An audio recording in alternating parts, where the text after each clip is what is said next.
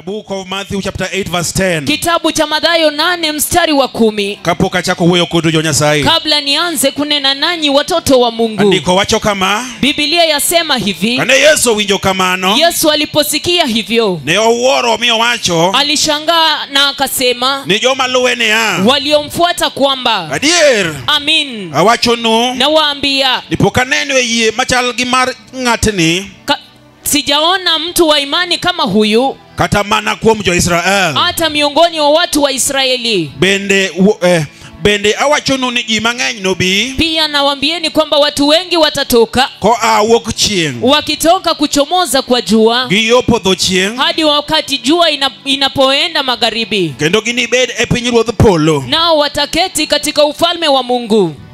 Ka gichiemo gi Ibrahim. Wakila na Ibrahimu. Gi Isaka. Na Isaki. Kod Jakobo. Pamoja na Yakobo. Pagario wachonia. 12 yasema. To joma ne onego bed kuno. Lakini warithi wa ufalme. Joma ne onego bed kuno no wit oko. Waliofaa kuwa pale watatupwa nje. E mudho mandiwa. Katika giza totoro. Kama yuagruok gi muodo lak nitie. Ambako kuna kulia na kusaga meno. Hallelujah. Hallelujah. When you see these things. Unapoona mambo haya.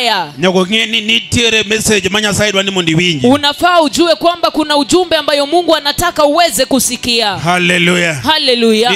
Biro pinyruodh Nyasaye kage yake. Kwa sababu watu watakuja kunyakuwa ufalme wa Mungu. To joma ne onego bed kuro tibiro riembo. Na wale ambao walifaa kuwa pale watafukuzwa mbali. Kuom ng'iyo gi gima ber. Kwa sababu ya kuzoea jambo jema. Hallelujah. Hallelujah. Ero wadi Titus cha. Ilongeni nga. That's your brother. Osea. Hallelujah. Onegi lemka. Opaki Yesu ja Nazareth. Ma kama ber monegi lame Nyasaye. Hii ni mali nzuri, unafaa kumwabudu Mungu hapa. Onge gino kokucho. Hakuna tumaini kule nje. Yesu paki. Bwana Yesu asifiwe. Ji osetemo chamo piny moanono. Watu wamejaribu kupata furaha katika ulimwengu na wametoka bilashi. Koro kibiro kama to negibi. Hivyo basi kama umekuja hivi inafaa uwe unakuja. Nwabiro luwi mondo ibed motegno. Na tutakufuata ili kwamba uweze kuimarika. Kod welo duto manka. Na wageni wote ambao wametutembelea. Yesu paki. Bwana Yesu asifiwe. Wadani mondo walu mondo welo bedie od Nyasaye mondo giwuotho gi Nyasaye. Tunafaa kuwafuata wageni ili kwamba waweze kuimarika na kutembea na Mungu. Apako Yesu ja Nazareth. Na msifu Yesu wa Nazareti. Ka Nyasaye okelo ja SDA ka molale lwetwa wan kod bura. Kwa sababu Mungu akileta mtu wa SDA hapa na kisha apotee katika mikono yetu tutahukumiwa. Ka in pastor ngeni tich nitie. Hivyo basi kama wewe ni mchungaji uweze kufahamu kwamba kuna kazi. Owacho ni onego mak lweta mondo kikadog chien. Kwa sababu amesema mnishike mkono nisirudi nyuma. Dokumane teach pastor. Na hiyo ndiyo kazi ya mchungaji. Wachna mena. Sema amina. Hallelujah. Hallelujah. Nitie weche mano nega chak go to nekech wa satin abiro wacho gi bang'e. Kuna mambo nilifaa kuanza nayo lakini kwa sababu ya muda nitasema baadaye. Nani mondo wadhie wach Nyasaye. Ningependa tuende katika neno la Mungu. Mondo wawuo kod jo Nyasaye. Ili kwamba tuzungumze na watu wa Mungu. Kaka dwach Nyasaye nyalo bet kawuono. Jinsi ambavyo mapenzi ya Bwana yanaweza kuwa siku ya leo. The topic is walking with God. Mada kuu ni kutembea na Mungu. Makawuono ni mondo watieki. Na leo ningependa tuweze kumaliza. Nyisha wachake chien kacha. Tulianza hapo nyuma. To nyepo kwa tieke. Na bado hatukuwa tumemaliza. Kawuono kuom ng'wono mar Nyasaye wanyalo tieke. Leo hii kwa neema ya Bwana tuweza maliza. Iwuoyo kuom wuotho gi Nyasaye. Tunanena kuhusu kutembea na Mungu. Yesu paki. Bwana Yesu asifiwe. Warruok en wuotho gi Nyasaye. Wokovu ni kutembea na Mungu. Ka ng'ato penji. Kama mtu atakuuliza. Warruok en ang'o? Wokovu ni nini? Warruok en manyo Nyasaye kondo wuotho gi Nyasaye. Wokovu ni kumtafuta Mungu na kutembea na Mungu. Ngima manyien. Katika maisha mapya. Yesu paki. Bwana Yesu asifiwe. Emomiyo kawuono gotieno owuoyo kuom wuotho gi Jehova. Ndio maana leo hii tunazungumza kuhusu kutembea na Yehova. Apako Yesu ja Nazareth. Na msifu Yesu wa Nazareti. Buku mar chakruok 5:24. Kitabu cha Mwanzo mlango wa 5 mstari wa 24. Very quickly, precious people.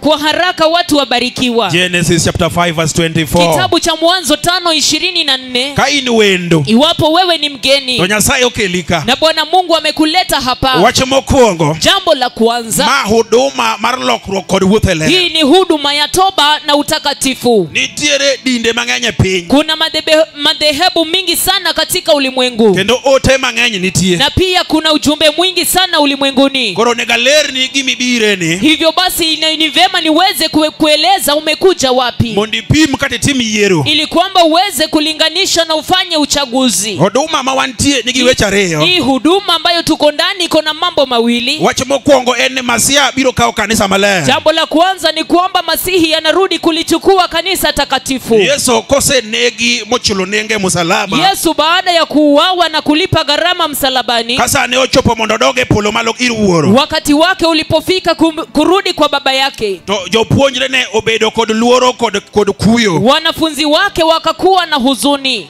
Koro kage luore kama. Walipokuwa pamoja naye hivyo. To oneno kaka chunygi lit. Akaona jinsi ambavyo mioyo yao ilikuwa imehuzunika. To kono gene ya. Akawaambia. Kike chunyu pare. Msiwe na shaka. Makuru yie. Shikeni imani. Beduru kodi yie. Kuweni na imani. Kuom Nyasaye mangima. Kwa Mungu aliye hai. To an manyo ora. Na mimi aliyenituma. An bende beduru kodi yie kuoma. Hata nami muweze kuniamini. Igola e dieruka. Naondoka miongoni mwenu. Tadhi e polo. Na naenda mbinguni. Gima tera e polo maduong'. Kile ambacho inanipeleka mbinguni jambo kubwa. Adhi monda losnu kar dak maber. Naenda kuandalieni makao mema.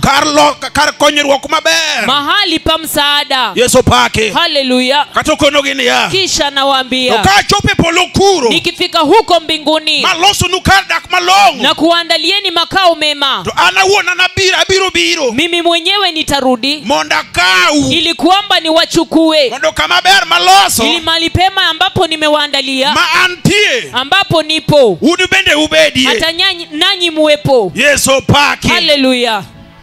Maana kaka Yesu nochiwo unabii mar duoke. Hivyo ndivyo Yesu alitoa unabii kuhusu kurudi kwake. Nikoseti kotich mar loso kar dak na joma war to biro duogo kawo kanisa. Kwamba kishamaliza kujenga makao kwa sababu ya watu ambao wameokoka atarudi kulichukua kanisa. Kanisa maler maonge kod mbala. Kanisa ambalo halina dosari. Mosepogore gi richo. Ambalo limejitenga na dhambi. Mosemanyo wang' Nyasaye. Ambalo limetafuta uso wa Mungu. Mopong' kod Roho Maler. Akajazwa Roho Mtakatifu. Makizungu luongo ni a radiant glorious church. Ambalo kizungu inaitwa kanisa ambalo linang'aa. Without blemish. Ambalo halina dosari wala mawaa. Bwana Yesu asifiwe. Bwana Yesu asifiwe. Koro otema wantie wuoyo kuom duok Kristo. Hivyo basi ujumbe tulionao inahusu kurudi kwa Yesu Kristo. Oko kacha. Kule nje. Ji matin wuoyo kuom duok Kristo. Ni watu wachache sana wanazungumza kuhusu kurudi kwa Yesu Kristo. Koro kibiro kaka wendo. Hivyo basi kama umekuja hapa kama mgeni. Wach mibiro winjo mang'eny en ni Kristo biro kawo kanisa maler. Jambo ambayo utasikia kwa wingi ni kwamba Kristo anarudi kulichukua kanisa takatifu. Wach mar ariyo. Jambo la pili. Kama Masia biro kamano. Kama Masia anarudi hivyo. Onego nitie gimonego watim. Kuna kile tunafaa kulifanya. Yesu pake. Haleluya. Haleluya. Haleluya. We have a responsibility. Tuko na jukumu. Haleluya. Haleluya. Gimonego watim. Kile ambacho tuwafaa kufanya. Ote machalo kama. Katika ujumbe kuu kama huu. Ni wan koro waikore. Ni kwamba sasa sisi tuwajiandaa. Wan gi tich mar ikruok. Tuko na kazi ya kujiandaa. Lokruok. Kutubu. Bedo malong'o ne Nyasaye. Kuwa watu wa kweli mbele za Mungu. Ndo wachope kiwango mar ngima. Ili kwamba tufike katika viwango vya uzima. Koro e kanisa ma wantie. Hivyo basi katika kanisa tulio ndani. Dwaro jomongino moseng'ado kauli ni gin gidwa chamo ngima. Inafaa watu ambao wamemaanisha na kukata kauli kwamba wanataka kuridi uzima. Gimoro amora mwatimo ka. Mambo yote ambayo tuwafanya hapa. Otenore kendo makore agenda ariyogo. Inaegemea hizo agenda mbili. Yesu pake. Haleluya. Koro kibiro mondo walam Nyasaye. Hivyo basi kama umekuja tushiriki pamoja. Dichuni mondo donje weche ariyogo. Itakulazimu uingie katika mambo hayo mawili. Masia biro Yesu ma en ruoth. Kwamba Masihi Yesu aliye Bwana anarudi. Uneno Nyasaye kaka nyalo timo. Umeona jinsi ambavyo Mungu anaweza kufanya. Nyasaye manyalo rudo piny. Mungu ambaye anaweza kukoroga ulimwengu. Gik madongo ma Jose loso ogopi. Ambapo mambo makuu ambayo wanadamu wametengeza aweze kuangusha. Nyasaye ma iko joricho e buru. Mungu ambaye anazika waovu na wenye dhambi kwenye mchanga. Ng'amoloko toke molamo gima ket. mtu ambaye amebadilisha mgongo na kuabudu sanamu. Machunye uonde mopiem gi Nyasaye. Moyo wake ukamdanganya akashindana na Mungu. Nyasaye nyalo rude dakika achiel. Mungu anaweza mbadilisha na kumgeuka mara moja. Yesu mabiro no oken tuk nyithindo. Na Yesu ambaye anarudi si mchezo wa watoto. Hallelujah. Hallelujah. Kangato donje waro. Mtu akipokea wokovu, Tongino kod waro. anamaanisha na wokovu huo. Obedo serious gi waro. Anakuwa amemaanisha katika wokovu. Mondo losre ochope kiwango mapolo dwaro. Ili kwamba jitengeze na kujiandaa katika viwango vya mbinguni. Ka Yesu biro. Kwa sababu Yesu alipokuja, Nitie jal mibiro kao, nitie jal mibiro weyo. Yesu atakapokuja kuna yule atatanguliwa na yule ambaye ataachwa. Yesu okno kao ji duto jowete. Yesu hatachukua watu wote wapendwa. Ng'ama loso ngimane mochope kiwango mar polo. Lakini yule ataandaa maisha yake kufikia viwango vya mbinguni. Ene mibiro kae mondo dhi one bere paradiso. Yeye ndiye atachukuliwa aende akaone mema katika paradiso. Hallelujah. Hallelujah. Mano yiero monege tim kidonjo ka. Hivyo basi hiyo ni uchaguzi unafaa kufanya wakati umeingia hapa. Hallelujah. Hallelujah. Nyasaye mondo gwedhi ka in wendo. Mungu akubariki kama wewe ni mgeni. Mondo wawuoth ka achiel. Ili kwamba tutembee pamoja. Amen. Amina. The book of Genesis chapter 5. Kitabu cha Mwanzo 24. mlango wa 5 mstari wa 24. Chakruok abis 24. Kitabu cha Mwanzo 5:24. Thoro mar wach ma an go en wuotho gi Nyasaye. Lengo kuu, mada kuu ni kutembea na Bwana. Ji osewuotho gi gik moko. Watu wametembea na mambo mengi. Kaeto nitie wuotho gi Nyasaye. Kisha kuna kutembea na Mungu. Ji osewuotho gi nying din magileme. Watu wametembea na jina la dhehebu ambapo wanashiriki kwayo. Ma ji oting'o din moyombo Nyasaye. Wakakweza dini kushinda Mungu. Ji osewuotho kod title manyege yude lemo. Wametembea na vyeo ambao wamepata katika kushiriki. My title no ting malo moyombo Jehova. Wakakweza dini na hiyo mada kushinda Yehova. Yesu paki. Hallelujah. Ji osewuotho gi gik mopogore opogore. Watu wametembea na mambo tofauti tofauti. Kibeti mag joma mine kod joma chuo. Katika vibeti ya wanaume na wakina mama. Nyalo poka ng'ato manore gi gire moro mowuotho go. Unaweza pata mtu ameweka kitu ambayo anatembea nacho. Nyalo bedo pien ng'ech moro manomiye. Inaweza kuwa ni ngozi ya kobe ambaye alipewa. Kata buru mar tie yien moro moregi. Ama jivu ambayo alipewa. Yesu pake. Hallelujah. Kata lak le moro. Ama meno ya mnyama fulani. Apako Yesu. Na msifu Yesu. Nyalo wuotho kata gi kok kwach moro. Anaweza tembea na kucha ya chui. Mowacho ni piny rach nyaka imadri. Akasema kwamba ulimwengu ni muovu, lazima ujilinde. Onge wach nitie kaka ng'ato nyalo wuotho e piny ma wantie. Hakuna jambo, kuna jinsi mtu anaweza amua kutembea katika ulimwengu tuliomo ndani. Apako Yesu ja Nazareth. Na msifu Yesu wa Nazareti. Kole kanitie wuotho gi Nyasaye Hosana. Ndipo kuna kutembea na Mungu Hosana. Emomiyo ng'ama waro onego puonj kuom wuotho gi Jehova. Ndio maana yule ameokoka anafaa kufundishwa kutembea na Yehova. Amina. Amina. Iwinjo. Wasikia. Yose wuotho ga juoga. Watu wametembea na waganga. Yose wuotho kod tradition. Watu wametembea Tamaduni. na itikadi, tamaduni. Apako Yesu. Na msifu Yesu. Nitie kaka chik thurwa wacho. Unajua jinsi ambavyo sheria za kwetu zasema. Ji osewuotho kamano. Watu wametembea hivyo. Hallelujah. Hallelujah. Kore kanitie wuotho gi Nyasaye. Ndipo kuna kutembea na Mungu. Nitie pogruok. Kuna tofauti. Wuotho gi dhano. Kutembea na Kod mwanadamu wuotho gi Nyasaye. na kutembea na Mungu. Nitie pogruok. Kuna tofauti. Wuotho gi tamaduni. Kutembea na tamaduni Kore ka wuotho gi Nyasaye. na kutembea na Mungu. Kata ne ng'ato manore gi gimoro manyo omanorego. Hata kama mtu alijilinda na kitu fulani ambayo anajilinda nayo, Gino ok nyal piemo gi Yesu. hauwezi kuilinganisha na Yesu. Fanene Yesu kama kiwinja. Fungia Yesu hivi wapo wanisikia. Andiko wacho niya. Andiko lasema, E buk mar chakruok abich. kitabu cha Mwanzo mlango wa 5 Kare 24. mstari wa 24. Owacho kama. Asema, Bang' wuotho gi Nyasaye. baada ya kutembea na Mungu Kamano. hivyo, Ne ok ochako nene kendo. hakuonekana tena Nikech Nyasaye nokawe. kwa sababu Mungu alimchukua. We mondo wasom 21.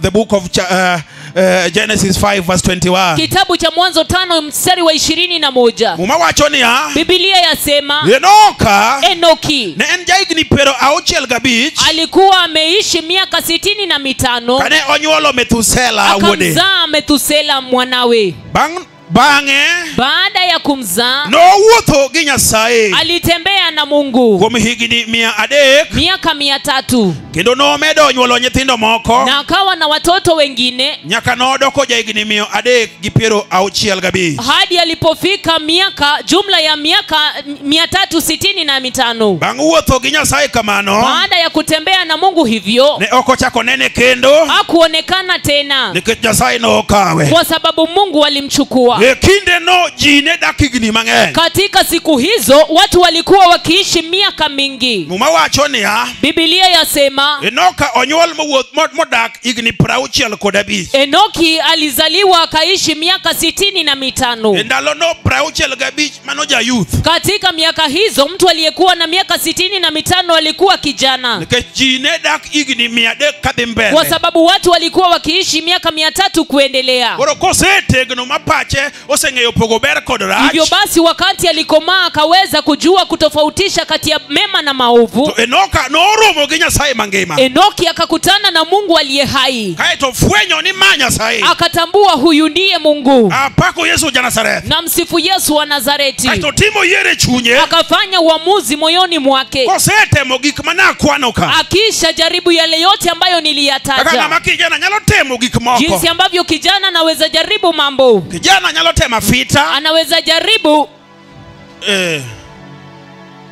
tumbako. Anaweza jaribu Apako Yesu. Na msifu Yesu. Kijana nyalo temo nyasore. Anaweza jaribu bangi. Akota miluongo ni ndawa maduong'. Anaweza jaribu bangi. Yesu pake. Haleluya. E yor temo. Katika njia ya kujaribu. Ama kijana nyalo temo kong'o mar chupa mar plastic. Anaweza jaribu pombe aina kwa yenye chupa ya aina ya plastiki. Apako Yesu. Na msifu Yesu. Moro no biro mane wuok Uganda mane ikete jwala. Kuna ile ilikuwa inatoka Uganda ambayo ilikuwa inawekwa kwenye karatasi. Nyithi sikul no madhe ahinya mapane serikali no dage. Watoto shuleni walikunywa sana hadi serikali ikakataa. Apako Yesu. Na msifu Yesu. Yudo ka ng'ato bet piny to wang'e mede mana lokore makwar. Unapata mtu ameketi chini ila macho yake yaendelea kuwa mekundu. Ng'amose kinye be okine. Na uoni amechokozwa na nani? Karo chiyo gimoro ka keleng'ling. Kumbe anatafuna kitu hapa kisirisiri. Wiye osewilore. Fikra yake imebadilika. Wachna amina kiwija. Sema amina iwapo wanisikia. Nitie gima kijana nyalo temo timo. Kuna kile ambacho kijana anaweza jaribu kufanya. Ng'ama kijana nyalo temo mielo thum. Anaweza jaribu kwenda kwenye densi miluongo sani ni disco matanga. ambayo sasa inaitwa disco matanga. Haleluya. Haleluya. Muwothe tung pinyu tino tulu komanyo thum. Hadi atembee usiku kucha akitafuta disco matanga. Oting'o betie ikoti. Kama amebeba upanga kwenye koti. Katapala. Au kisu. Haleluya. Haleluya. E yor lal koparo ni en bingwa. Katika njia ya kupotea kidhani yeye ni mbingwa. Raha no kochakore kawuono. Raha haikuanza sasa hivi na leo hii. Raha nyochakore chon. Raha ilianza hapo nyuma kitambo. Umawacho niya. Biblia yasema Adamu osepodho. Wakati Adamu alianguka. Mokuodo wi Nyasaye. Akamwaibisha Mungu. Nyasaye noting'o malo nyakwar Adamu. Mungu akamuinua mjukuu wa Adamu. Miluongo ni Methusela. Baye anaitwa Methusela. Enong'ade chunye. Yeye aliamua moyoni mwake. Ni mistake mar Adamu okobedie. Kwamba dhambi ya Adamu hata kuwa ndani yake. Noywago dalagi. Akalilia boma yao. Koni manyo ka kwara nokuodo wi Nyasaye. Akasema jinsi gani babu yangu alimwaibisha Mungu. Kwara mana Nyasaye ogeno. Nyasaye ne biro ne. Babu yangu ambaye Mungu alikuwa akimtembelea. Nyasaye ne romo ne chandroge. Mungu alikuwa akimtembelea katika shida yake. Adamu jal manokia malaria niluongo nango. Adamu ambaye hakujua malaria ni nini. Jal mane okoninde ward. Yule ambaye hakulazwa kwenye wodi. Jal Nyasaye no desa.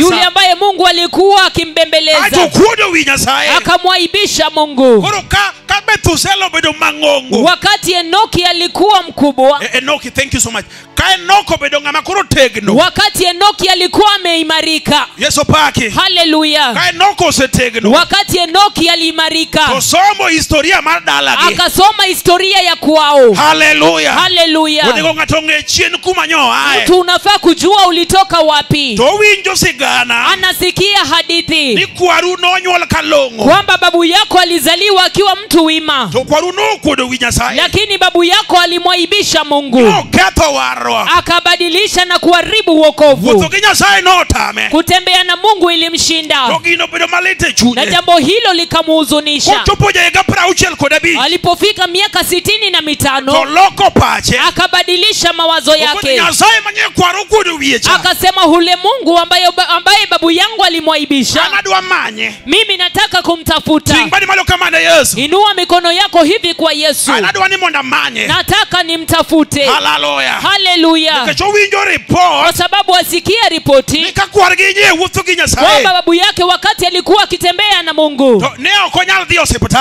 hakuwa akienda hospitalini, Nyasaye no chele mo ume. kwa sababu Bwana Mungu alikuwa akimlinda. Nalo manada wutugi Nyasaye makwargi. Wakati Adamu babu yake alikuwa akitembea na Mungu, Neo ko winjo ni wasigu no monje molo. hakusikia kwamba adui wake walimshinda. Hallelujah. Hallelujah. Winjo kumber Nyasaye. Alisikia kuhusu wema wa Mungu. Ukona biro kao kama kwara nowe. Akasema nitapokea mali ambapo babu yangu aliwacha. Muma wacho ni ajo weti. Biblia yasema wapendwa, Weka Enoka nocha kuwuthugi Jehova. ndipo Enoki alianza kutembea na Yehova. Nyasaye marinditi maralwe. Mungu mwenye vita, Jehova marekedo. Mungu anayeshindana vita, Jehova manodonja ina makwa. Yehova ambaye aliingia katika bahari Shamu Mapio ringo mawene yo. hadi bahari ikatengeza njia. Nyasaye maratego. Mungu mwenye nguvu, Makafarao kichege no nene. ambapo Farao alipomuona Togiche tiene gino cha kuwuk kende. magari yake magurudumu yakaanza kutoka, Mafarao tetene. hadi Farao akatetemeka. Mateko jevo linge ipi.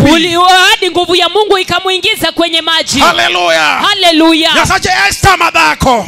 Mungu wa Esther mwanamke, Dako manoloso iye. mwanamke aliyetengeza imani Kapinyi tek. wakati dunia ulikuwa mgumu. Owacho ni nitie Nyasaye. Akasema kuna Mungu, Adhi manya adhi wuyo kode. naenda kumtafuta kuzungumza naye Ndaladek. kwa siku 3. Kata ruotho sengado bura. Hata kama mfalme amekata Jehova kauli, nyalo wilo. Yehova aweza Onge badilisha. gima nyalo tamogo. Hakuna jambo ngumu inaweza mshinda. Apako Yesu. Na msifu Yesu.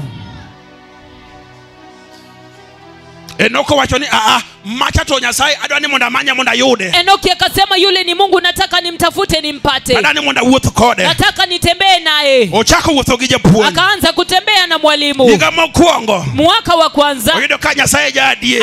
akapata Mungu ni mwaminifu. Fwede Yesu kama. Pungia Yesu hivi. Enoko yudo. Enoki akapata. Nika ng'ato yudo Nyasaye. Mtu akimpata Mungu Owuotho gi na Nyasaye. kutembea na Mungu, Nyithinde manyonyuolo. watoto wake ambao wamewazaa Okanyal chieme pipa. hawezi kula kwenye pipa. Apako Na Yesu. msifu Yesu. Ukoni Nyasaye ber. Akasema Mungu ni mwema. Ayudo gima ber. Nimepata jambo jema. Ayudo lulu. Nimepata lulu. Ayudo dhahabu. Nimepata dhahabu. Hosana Nyasaye mang'won. Hosana Mungu mwema Makedo ne ng'ato. anayepigania mtu. Kata ji nyiere. Hata kama watu watamcheka, Onyalo umo lake jonyiero. anaweza funika kinywa chao. Otemo gi Nyasaye. Akamjaribu Mungu, Oyudo ka gino dhi mayom. akapata ni jambo laenda vema. Hallelujah. Haleluya. Higa mar ariyo.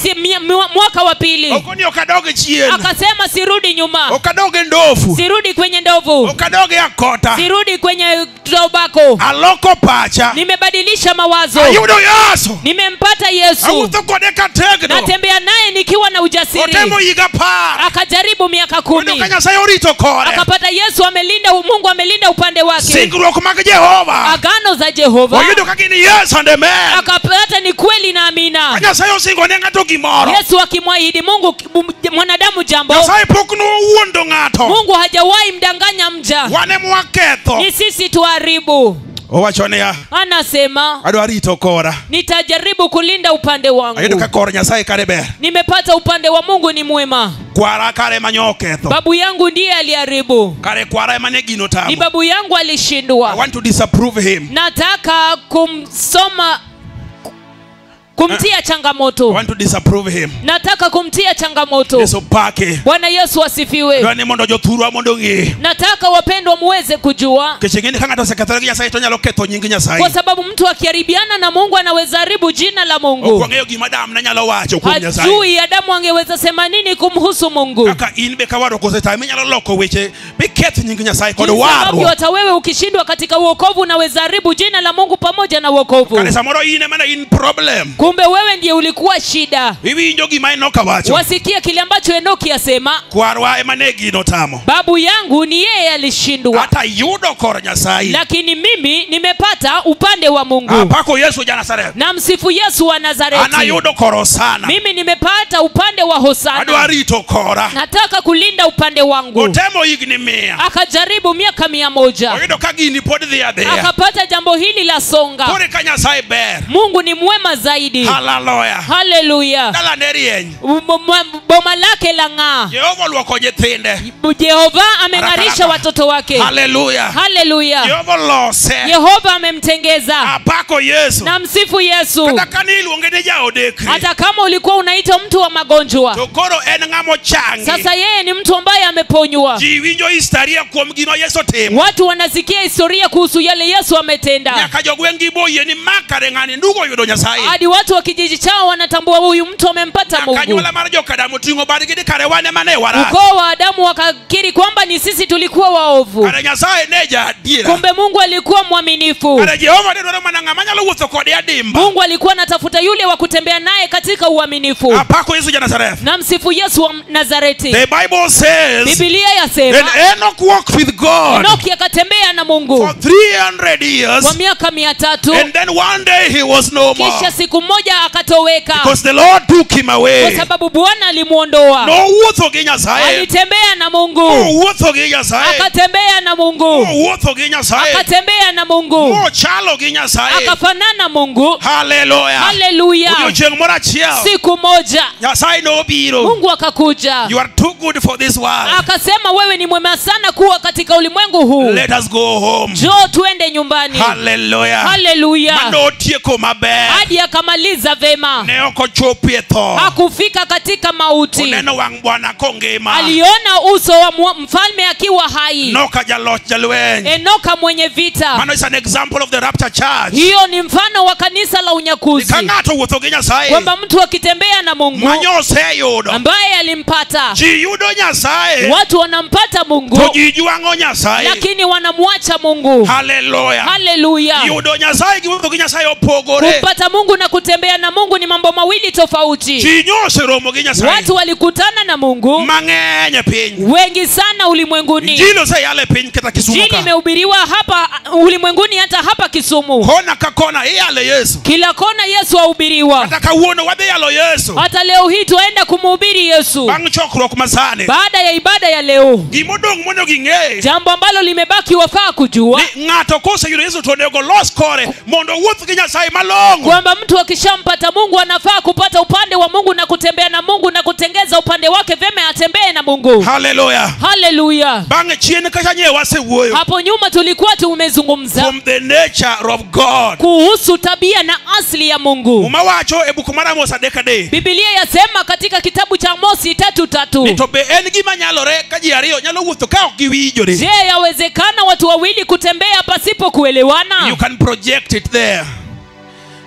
Amos 3:3. Kitabu cha Amosi 3:3. Can two walk together Je, wawili waweza kutembea? unless they agree? Je, wawili waweza tembea pamoja ijapokuwa wakubaliane hivyo? Hallelujah. Hallelujah. Gimomiyo ng'ato nyaka los kore Kwa nini lazima mtu atengeze upande wake? mondo wawuoth gi Nyasachwani. Ili kwamba tutembee na Mungu wetu. Nitie gik monego wawinjre kod Nyasaye. Kuna mambo ambayo lazima tuelewane na Mungu. He says, Asema, uparo ni ji ariyo nyalo chako wuoth kaachiel kapok giwinjore. je, mnawazia kwamba watu wawili wanaweza kuanza kutembea pasipo kukubaliana? Apenjo ka wosh godhiambo. Nauliza Kawosh leo jioni. Biparo Je, wawazia ni ji ariyo kwamba watu wawili manyo ok wuoth kanyakla ambao hawakuwa wakitembea pamoja, mane gin wasigu, ambao walikuwa maadui, mane ok winjre, ambao hawakuwa ma wakielewana, ok wach dhok achiel, ambao hawazungumzi lugha moja, ma ok owuok e gweng' achiel, ambao hawatoki katika kijiji kimoja, jok mokiare, watu ambao hawajuani. muma penjo gotieno. Biblia yauliza leo Be hii, en gima nyalo timore je, ni jambo la wezekana ka ji ariyo moromo kama watu wawili wamekutana to giyudo ni ginyalo wuotho wakapatana wanaweza tembea? Be ginyalo wuotho Je, wanaweza tembea ka ok gibet piny ma giwinjore? pasipo kukaa chini na kuelewana? Apenji, Na kuuliza, Nyasaye moka e thuru, Mungu ambaye hatoki kwenu, Jehova manisekethone, Yehova ambaye uliasi dhidi yake, Nyasaye ma ok ne ok uwinjrugo, Mungu ambaye huko unaelewana naye, Nyasaye ma ok wach dho thuru, Mungu ambaye hazungumzi lugha yako. be en gima nyalo timore Je, ni jambo ambalo lawezekana? kuchakachaka wuotho kode Naanza tu kutembea naye ka ok uwinjoru? pasipo kuelewana. Mane kama ne wayude wrong. Hapo ndipo tulipata babaya. Haleluya, Haleluya, haleluya. haleluya. Nikech muma wacho niya, Kwa sababu Biblia yasema ka Nyasaye luongo dhano, wakati Mungu anamuita mwanadamu, haleluya, haleluya, ni come let us reason together. njoo tukasemezane. Nyasaye bong'eyo Mungu anajua ni ok nyalo wuothore ka winjruok onge. kwamba hawezi kutembea pamoja pasipo That kuelewana. is Isaiah 1:18. Hiyo ni kitabu cha Isaya 1 mstari wa 18, That come let us reason together. kwamba njoo tukasemezane. Nikada richo ni ne kwar karemo, Hata kama dhambi zako zilikuwa nyekundu kama damu, en gi teko mar keti matar. ako na nguvu kukuweka mweupe. Haleluya. Haleluya. Isaiah 1:18, Ruoth Nyasaye wacho niya, Bwana Mungu asema hivi, koro biuru wapor wach kaachiel. njooni tukasemezane. Kata obedo ni richo ukwar manade, Ingawa dhambi zenu ni nyekundu to sana, ginidog matar ka pe. zitakuwa meupe kama theluji. Adier, Kweli, kata gikwar karemo, hata kama ni nyekundu kama to damu, ginibed marachar ka pamba. zitakuwa nyeupe kama sufu. The call of grace, Mwito wa neema, the call of reconciliation. mwito wa upatanisho. Jehova wacho ni agutino, Yehova asema hivi jioni, en gi dwaro mondo wuoth gi kanisa. ako na tamanio kutembea na kanisa. Wacho ni ok odewo gima nyise timo. Anasema haijalishi ulikuwa umetenda yepi. Wacho ni kata kwar karemo, Anasema hata kama ni mekundu kama to damu, kibire mesa mar ng'wono, lakini ukikuja katika meza ya neema, mihulo gadiera manie chunyi, ukakiri kwa ukweli moyoni mwako, mipango ne japuonje nyime gik manyise timo, ukaorodhesha mbele ya mwalimu yale yote ulikuwa umeyatenda, gadiera manie chunyi ma kwa uaminifu katika ukweli wa moyo wako. Wacho ni en gi teko mar luoki mibed matar ka theluji. Anasema kuna nguvu kukuosha uwe mweupe kama theluji, Nikech ka ok oluoki to ok inyal wuotho kode. kwa sababu pasipo kuoshwa hauwezi kutembea naye. Ka ok olosi ok inyal wuotho kode. Pasipo kukutengeza hauwezi kutembea nawe. En Nyasaye Mungu wa kutisha. Yeye ni Mungu wa kutisha. Ineno gimotimore Myanmar. Umeona kile ambacho imetendeka Myanmar. Ka dhano nyalo loso sanamu maduong' molos kod dhahabu, Kama watu wanaweza kutengeza sanamu kubwa ambayo imetengezwa kwa dhahabu, kendo kaneno sanamu ka to gin value pesa mang'eny, na ukiona zile sanamu ni sanamu zenye gharama na bei kali kwa pesa, nikech gold molos maduong' ma wiye oyombo kata odni en pesa modhuro. kwa sababu hiyo sanamu ambayo imetengezwa na dhahabu kubwa ambayo inapita paa ya nyumba hii ni pesa mingi sana. E yor kia ng'ato dhi to kulorene, Katika njia ya kutojua, mtu anaenda na kumsujudia, kato gibatisogo ni Nyasaye, kisha wanamuita Mungu, ka giloko wigi ne Nyasaye mangima. wakiwa wamebadilisha mgongo wao kwa Mungu. Gimolosno ginyalo kwaye chiemo, Kile ambacho wametengeza wanaweza muomba chakula, kata kotuo to nyalo kwayo gino chang. wakiwa wagonjwa wanaweza muomba uponyaji, Gima galagala ma ok wuo, kitu ambacho hakizungumzi, manyo wang'a gi welding, kile ambacho ilichomwa tu kaito thedhi, kisha ikatengezwa na kuundwa, gima iti odino, kile ambacho masikio yake hayasikii, o wang'e bende odino, macho yake hayaoni, to gibatisogo ni Nyasaye. na wanaiita Mungu. Gino nobedo marach ne Ruoth. Hiyo kitu ilikuwa machukizo kwa Mungu. Nyasaye ma iluongo ni a jealous God, Mungu ambaye anaitwa Mungu mwenye wivu, Nyasaye ma janyiego, Mungu mwenye wivu, mokwong'ore ni ok onyalo share glory mare gi gimoro amora. ambaye ameapa hawezi shiriki utukufu wake na chochote kile. To Nyasaye no pod jang'wono, Na huyo Mungu bado ni wa neema. kata obedo ni ne chalo kamano, Hata kama ilikuwa hivyo, owuoyo gi jonabi mage amezungumza na manabii wake, mondo ikongi ni mondo gilokre, nikech adhi gogi matek. enda ukawaambie watubu, kwa sababu nitawagonga kwa ghadhabu makubwa sana. Nyasaye mahore gi jaricho. Mungu ambaye akona subra na watenda dhambi. Ne okodonjo kuro to goge piyo. Hakuingia pale na kuwagonga mara ghafla. Okongo miyo gi thuolo matin. Aliwapa nafasi kidogo. Okono gi niya. Akawaambia, obiro yiengo gi motegno. nitawatingiza kwa nguvu. Apako Yesu. Na msifu Yesu. Apako Yesu. Na msifu Yesu. Obiro yiengo gi. Atawatikisa. Obiro nego gi. Atawaua. Kapod gitimo kinda gi lamo gi maket. Kama bado watakuwa wanaabudu hao sanamu. Okadwano jonabi nobiro molando wechego. Ndipo kinywa cha manabii ikakuja na kutangaza mambo hayo. To nekech waseng'iyo gi dwond jonabi. Kwa sababu tumezoea kinywa cha manabii. Ng'ama nyode wechego nye onge. Hakuna yeyote alishughulika na maneno hayo. Wechego ne gin weche motegno. Na hayo maneno yalikuwa mambo magumu ya kumaanisha. Jonabi no wacho niya. Kwa sababu manabii walisema, Ka Nyasaye osego. Mungu akisha wagonga, Ubiro ng'eyo ni Nyasaye nitie polo ka. mtajua kwamba Mungu yupo mbinguni. Yesu pake. Bwana Yesu asifiwe. Somo nogolo Nyasaye kuom chuny ji. Hivyo basi masomo ilitoa Mungu katika mioyo ya watu. Jomoko nowacho ni Nyasaye onge. Hadi wengine wakasema Mungu hayuko. Jonabi to wacho niya. Na manabii wanasema, Ka useneno teko kod loch Nyasaye. mkishaona nguvu na mamlaka ya Mungu, Ubiro paro kendo ubiro ng'eyo ni kara Nyasaye ni malo ka. mtakumbuka na kujua kumbe kuna Mungu mbinguni. To an awuoyo kodu ni. Na mimi ambaye nazungumza nanyi, Wan jotich Nyasaye. sisi ni watumishi wa Mungu. No chalo ngero. Ilikuwa kama hadithi. Ng'ama nodewo ne onge. Hakuna yeyote alijali. Ji nodhi mbele gi lamo gi maket. Watu waliendelea kuabudu sanamu. Nyalo kwaye pesa. Anaweza ulizwa pesa. Nyalo kwaye sapa. Anaweza ombwa Ka chajio. nyithindo dhi riyo kech. Kama watoto wanaenda kulala njaa. Gima galagala no. Jambo ilo sanamu. Inyalo kwaye kata mana rent. Inaweza ombwa kodi la nyumba. Ka landlord obiro. Kama mwenye nyumba amekuja. To Nyasaye nok winjo maber kuom wechego. Na Mungu alihuzunika kwa mambo hayo yote. Odiochieng' nyochopo. Na wakati siku ilifika. Apako Yesu Bwana. Na msifu Yesu Bwana. Nyasaye maratego mar lweny. Yesu mwenye nguvu wa vita. Apako Yesu. Yesu asifiwe. Otugo piny gi iye. Akagonga ulimwengu na chini. Akaikoroga chini. Ndani ya ardhi ndani. Ndani ya ardhi chini akaikoroga. Pek sawa sawa. Zito kweli kweli. Pek mokinyal ting'o. Zito uwezi beba. To Jehova to gi teko kod lwete. Lakini Yehova kwa nguvu na mkono wake. Ochuo lwete e lo. Akanyoosha mkono wake kwenye ardhi. Ochako rudo lo. Akaanza kukoroga ardhi kwa ndani. Chieng' ne mane ging'eyo. Hiyo siku ndio wakajua. Ni onge geno kata gorofa. Kwamba hata hakuna tumaini kwenye horofa. Mar lift maji ringo go dhi malo ewi gorofa 20 something ka ji dhi malo. Ya lift ambayo watu wanatumia kupanda orofa yenye orofa 24. Kane ing'iyo gino. Wakati ulikuwa ukitazama jambo hilo. Lift mane ng'ato nyalo ringo go ema Jehova nolwaro piny mokwongo. Hiyo lift ambayo watu wangetumia kupanda juu ndio Yehova aliangusha mara ya kwanza. Kore kochako yiengo gik moko. Akaanza kutikisa vitu. Glass gore piny. Gilesi zinaanguka. Mach liel. Moto inawaka. Debris gore kuom ji. Hize magofu zinaangukia watu. Iringo kama tiromo gi Nyasaye. Unakimbia hivi unakutana na Mungu. To kiduoge ot iromo gi japuonj. Ukirudi nyumbani kwenye nyumba unapata mwalimu. To kidhi kando Nyasaye ni kanyo. Ukienda kando unampata Mungu. Tetani kamora mora. Inatetemeka kote kote. Hata tuktuk ok ringi. Hadi tuktuk haiwezi kukimbia. Pikipiki ng'wech otamo. Pikipiki haiwezi enda. Gari mayo mar Benz ne ok nyal dhi. Magari mazito haiwezi enda. Chuni ni mondo itik gi Nyasaye. Inabidi ukamtii Mungu. Apako Yesu. Na msifu Yesu. Imbirite. Hata nawe wamgoja.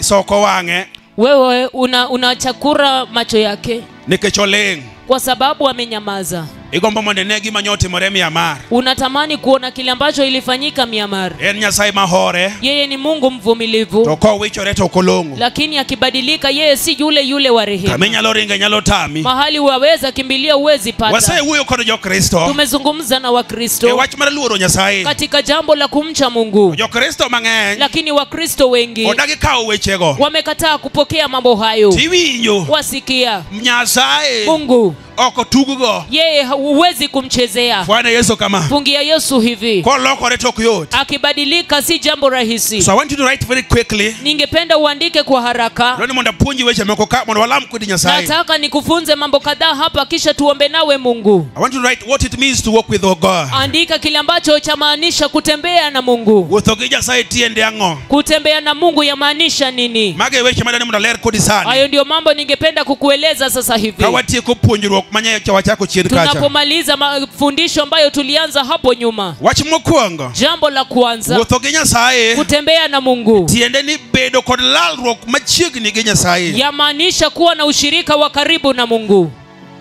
Makisungu wacho ni constant fellowship and communion with God. Ambayo kizungu yaita kuwa na ushirika wa karibu na wa kuendelea pamoja na Mungu. Wuotho gi Nyasaye wach mokwongo. Kutembea na Mungu jambo la kwanza. Bedo gi lalruok machiegni gi Nyasaye. Inamaanisha kuwa na ushirika wa karibu wa kuendelea na Mungu. Nyasaye man machiegni. Mungu ambaye yuko karibu. Mangato nyalo lalorego. Ambapo mtu anaweza kushiriki naye. Gima ji ok ong'eyo. Kile ambacho watu hawatambui. Inyalo wuoyo gi Nyasaye. Unaweza zungumza na Mungu. Kata kicheo ibet mane kom kendi. Hata kama umeamka na kukaa kwenye kiti mwenyewe. Nyalo penje weche moko. Unaweza kumuuliza maswali fulani. Kiseloso kori maber. Kama umeshaandaa na kutengeza sehemu yako vizuri. Ng'ama wuotho gi Nyasaye. Yule ambaye anatembea na Mungu. Owinjo ka Nyasaye chiegni kode. Anahisi Mungu ako karibu naye. Makada gimoro mayo Nyasaye. Hata kama jambo latendeka na muuliza Mungu. Kiki yie mondo gima kama otimre na. Usiruhusu jambo hili linifanyikie. Yesu paki. Bwana Yesu asifiwe. Kata ka break mar gari ochot. Hata kama breki ya gari imekatika. Yehova kiki yie atho kama oko war. Yehova usiruhusu nikufe kama mtu ambaye hajaokoka. Titus ng'e weche go maber, si ndio? Titus waelewa mambo hayo vema. Apako Yesu. Na msifu Yesu. Nekech wabe Nyasaye nyore sawa weche moko chien kacha. Kwa sababu hata nasi Mungu aliturehemu kwa mambo kadhaa wakati tulienda katika usafiri. Ng'ato nigi Nyasaye. Kama mtu wako na Mungu. To bedo kode machiegni elalruok. Anakuwa karibu naye katika mazungumzo. Genesis chapter 3 verse 8. Kitabu cha Mwanzo 3 mstari wa 8. Hallelujah. Hallelujah. The fellowship mane Adamu bedo gi Nyasaye machiegni. Ushirika ambayo Adamu alikuwa nayo na Mungu kwa karibu. Ma ok adhi somo, inyalo biro somo bang'e. Unaweza soma baadaye. Madane monda some 1 Chronicles chapter 16. Ningependa kusoma Mambo ya Nyakati wa kwanza mlango wa Weche mag ndalo mokwongo 16. Mambo ya Nyakati wa kwanza mlango wa 16. Kare 11. Mstari wa 11. Ka ng'ato nindo tichewe kwene weiro no wach Nyasaye. Kama mtu analala umwambie awache kuroga neno la Mungu. Mana wach maler, ng'ama nindo kiyalo Yesu en ng'ama madiro wach Nyasaye. Yule ambaye analala, huyo anaroga, ni mchawi anaroga neno la Mungu. Bende nyalo penye ni tujachien ori koso Nyasaye. Unafaa umuulize, je, umetumwa na adui ibilisi au uko na Mungu? Ok nyalo bedo Nyasaye mondo ori mondo nindka. Haiwezi kuwa ni Mungu amekutuma uje ulale hapa. E buku mar weche mag ndalo 16 wesa 11 wacho kama mokwongo. Katika Mambo ya Nyakati wa kwanza Biblia yasema hivi. He says, 16. Dwaruru Ruoth Nyasaye. Tafuteni Bwana mamiyo uteko. Anayewapa nguvu. Dwareuru ndalo duto. Mtafuteni wakati wote. Paruru honni gi timbe madongo mosetimo. Kumbukeni kazi kubwa ya ajabu ambayo ameyafanya. Kaachiel gi buche moseng'ado. Pamoja na hukumu ambazo ameamua. En Ruoth Nyasaye. Yeye ndiye Mungu. Manyasachwa. Mungu wetu. Kendo tekone na nguvu zake okwako piny ngima. Imetawala katika ulimwengu mzima. Hallelujah. Hallelujah. Constant fellowship. Ushirika wa kuendelea. Imanyo Nyasaye mondo ibed kode machiegni. Unatafuta Mungu ili kwamba uwe karibu naye. Mane wuotho gi Nyasaye. Hiyo ndiyo kutembea na Mungu. Jodolo pakuru Yesu. Kuhani Bwana Yesu asifiwe. Ng'ama pastor be nyalo manyo Nyasaye. Mchungaji pia anaweza kumtafuta Mungu. Kaka pastor onge Nyasaye to nyirombo kwamo. Kwa sababu kama mchungaji hana Mungu, wakondoo wamekwama. Koro nyalo chune mondo bie kanisa. Hivyo basi itamlazimu waje kanisani hata kama kondoo hawajakuja. Koro juma ok nyal bedo gima ber. Katikati ya wiki si jambo njema. Kanga maja dolo poko ne od Nyasaye. Kama kuhani mchungaji hajaonekana katika nyumba ya Bwana. Tiendeni okomanya Nyasaye. Inamaanisha hamtafuti Mungu. Wuotho gi Nyasaye. Na kutembea na Mungu. En bedo gi lalruok machiegni gi Nyasaye. Ni kuwa na ushirika wa karibu na Mungu. Andiko no wacho niya. Hilo andiko lasema. Manyuru Ruoth Nyasaye. Mtafuteni Bwana. Fanya Yesu kama. Pungia Yesu hivi. Bimanyo Nyasaye. Je, mnamtafuta Bwana? Niwinji kaini gi Nyasaye. Hadi uhisi uko na Mungu. Michapi. Hadi ukaudharau na kuuacha ulimwengu. Hallelujah. Hallelujah. Hata kama adui anazungumza usikii na ushughuliki. Kwa sababu ulikuwa umemfikia Mungu. Unahisi moyo wako uko na ujasiri mwingi. Unaweza mwambia ibilisi kwamba fanya utakalo kwa haraka. wang' Bwana. Mimi nimetafuta na kupata uso wa Bwana. Wachna amina kiwinja. Sema amina iwapo wanisikia. Kutembea na Mungu ni kutafuta Mungu hadi umpate. Apako Yesu. Na msifu Yesu. Ni jambo njema kuwa na mahali pa kumtafuta Mungu. Watu wengi wanamtafuta Mungu ila mahali pa kumpata haipo. Katika ulimwengu sasa kuna majaribio na mataabu mingi. Hata kule Sudan Kusini hapa tu mambo yameharibika kule. Najua kwamba kuna ndugu wetu wengine wako pale. Na kama wanajeshi wako kwenye mitaa, hauwezi enda kwenye kanisa kutafuta uso wa Mungu. Kama bunduki inawaka mahali kote kwenye ulimwengu, je, unaweza enda kutafuta uso wa Mungu? Katika nchi ya Kenya tuko na neema na huyo Mungu. Ametulinda, ametuzingira. Kama tumeshindwa kumtafuta kumpata, Mungu hata kuwa na kosa lolote. Ni sisi tutakuwa kwa kosa. The book of Isaiah 55 verse 6. Kitabu cha Isaiah 55 mstari wa 6. Precious people, watu wa dhamani. I'm talking about walking with the Lord. Nazungumza kuhusu kutembea na Mungu. And I'm handling what it means to walk with Jesus. Na ninashughulikia kinachomaanisha kutembea na Mungu. Number one, I've said constant fellowship with the Lord. Jambo la kwanza nimesema kuwa na ushirika wa kuendelea na Mungu. And seeking the Lord constantly. Na kumtafuta Mungu kuendelea. Asking of the Lord. Kuuliza toka kwa Bwana. Je, uko wapi Mungu wangu? Yehova ni wewe na kutafuta. Kaka mwanda nyalo manyo pi. Jinsi ambavyo paa tafutavyo maji, kaka anbenda manyo hii. Vivyo hivyo nami na kutafuta. Ide madwari. Ni wewe na kuhitaji. Kiriwea. Uko wapi? Kiriwea usiniwache. Usiniwache. Isaiah 55 verse 6. Kitabu cha Isaiah 55 mstari wa 6. Dwaruru ruoth Nyasaye. Mtafuteni Bwana kapodi kinde nitie. Maadamu wapatikana. Menyalo yudego. Ambapo anaweza patikana. Adier. Kweli. Yuagne uru. Mlilie. Kapod en machiegni. Kama bado yu karibu. Jomatimbe gin mono. Wale watenda maovu. Mondo we yore gi maricho. Waache njia zao ovu. Kod paro gi mochido. Na fikra zao ovu. Onego gidogi Ruoth Nyasaye. Inafaa waweze kumrudia Bwana. Mondo kechgi. Aweze kuwarehemu. Adier. Ni kweli. Gini duogi iri Nyasachwa. Wakamrudie Bwana Mungu wetu. Nimar nong'wonnegi. Kwa kuwa atawarehemu na kuwasamehe richo gi duto. dhambi zao zote. Kidwa ni mondi wuotho gi Nyasaye. Iwapo unataka kutembea na Mungu, imanyo Nyasaye. Unamtafuta Mungu. Chiew ng'ama nindo. Amsha na ilala. Hallelujah. Hallelujah. Chiew ng'ama nindo mondo kweni chiew wawinjo wach. Uwamushe, mwambie kwamba amke tunasikia neno. Mwambie kwamba aweze kuhimizika. Warruok ok en oyoma. Wokovu si jambo la mzaha. Deuteronomy, rapar mar chik. Kumbukumbu la Torati 4:29. 4:29. Muma wacho nang'o? Biblia yasema wach mar manyo Nyasaye kendo bedo kode machiegni. Katika kumtafuta Bwana na kuwa karibu naye. Deuteronomy 4:29. Kitabu cha Kumbukumbu la Torati 4:29. To kudwaro Ruoth Nyasaye, na mkimtafuta Bwana ma Nyasachu, Bwana Mungu wenu, gi chunyu duto, moyo wenu wote, kendo gi adiera, kwa kweli, kuonde mahali gi chunyu duto gi adiera, kuonde motero uego. Lakini mkimtafuta Bwana Mungu wenu mtampata kama mtafuta kwa moyo wenu wote na kwa roho yenu wote, mahali mtakapoenda to unoyode, mtampata.